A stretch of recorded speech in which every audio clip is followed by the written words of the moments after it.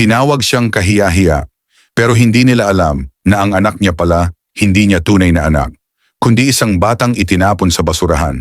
Pagdating ng isang ina sa paaralan kasama ang kanyang anak na babae, agad siyang sinalubong ng guro na may galit sa boses. Palagi ka na lang late. Ngunit magalang na sumagot ang ina. Pasensya na po, ako po kasi ay isang singer. Kailangan ko pong isuot ang ganitong kasuotan para sa aking trabaho. Pero lalong nagalit ang guro. Huwag kang magdahilan. Ikaw ay isang kahihiyan. Isa kang babaeng walang dangal. Tahimik pero matatag ang tinig ng ina.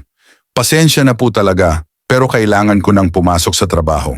Ito po ang kasuotan ko sa pagtatrabaho. Pagharap niya sa anak, mahinahon niyang sinabi, "Anak, pasok ka na. Malalate na ako sa trabaho."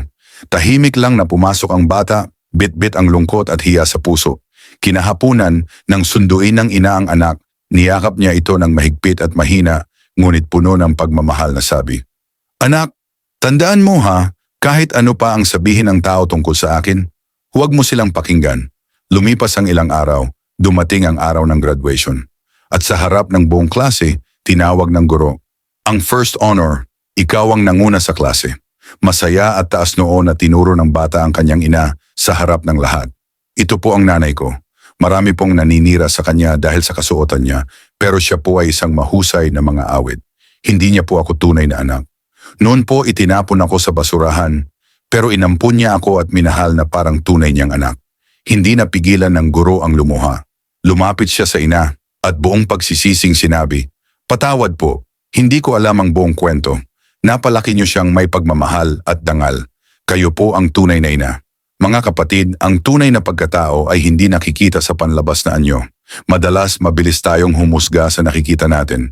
Pero ang Diyos iba siya tumingin. 1 Samuel chapter 16 verse 7, "Sapagkat ang tao ay tumitingin sa panlabas na anyo, ngunit ang Panginoon ay tumitingin sa puso." Kaya bago tayo manghusga, tanungin muna natin ang sarili natin.